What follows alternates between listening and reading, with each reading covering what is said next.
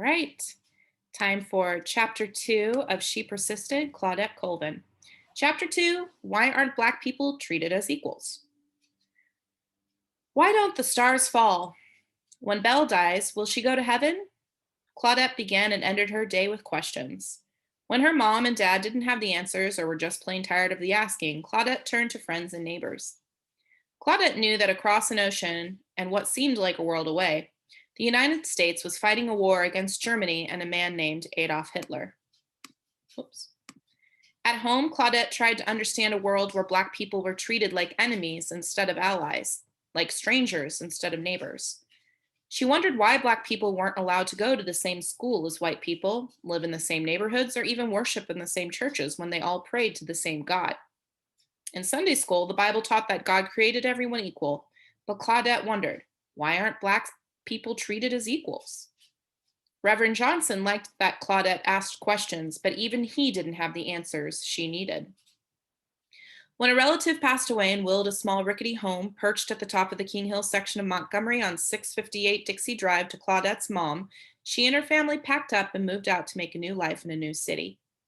In Montgomery, her mom took on work as a maid, her dad as a yard man, tending to the homes and gardens of Montgomery's wealthier white families. With her best friend Annie still back in Pine Level, Claudette and her little sister Delphine became even closer than before. In the bedroom they shared, the two knelt each night in prayer.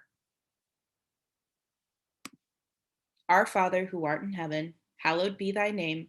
Thy kingdom come, thy will be done. Then, side by side, they crawled into bed and under the covers. Claudette spelled out the new words she'd learned in school for her little sister. Delphine twisted and turned her arms and legs to show Claudette her dance moves. Sometimes they stayed up half the night, spelling, dancing, laughing, and whispering. The community of King Hill sat up above the rest of Montgomery, but because King Hill had unpaved streets and houses where you could see clear through to the back door from the front, the rest of Montgomery looked down on the residents of King Hill. But whatever people may have felt about King Hill, Claudette loved the nearby park and the neighbors who sat on their porches and looked out for each other like family, just like back in Pine Level. In downtown Montgomery, Claudette was reminded that being Black in this city meant that she was a second-class citizen in the eyes of the white people.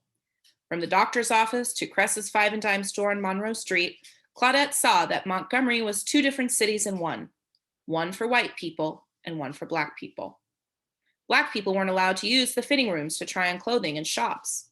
Black people who needed shoes weren't allowed to try them on at the store. So at home, they had to trace the shape of their feet onto brown paper bags and match their size to the shoes they wanted. And Black people weren't allowed to be seen by doctors until all the white patients had been seen first.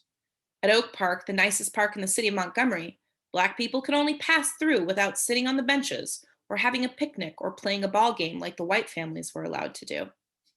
And when Claudette rode the city bus after school in downtown Montgomery, she and other Black people had to board the bus, drop their dime in the fare box next to the bus driver, and get off the bus and re-enter through the back door, so they did not walk past the rows of white people sitting in the white-only section in the front. If the white section filled with riders, the drivers would yell to the Black riders in back, "I need that seat," and the white riders could take some of the seats meant for Black riders too.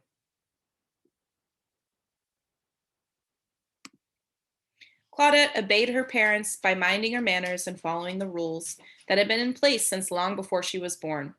This colorful city, where Claudette could get a good education and even earn the chance to go to college and study to become a lawyer, was also a city of Black and white. And we'll stop there for the day.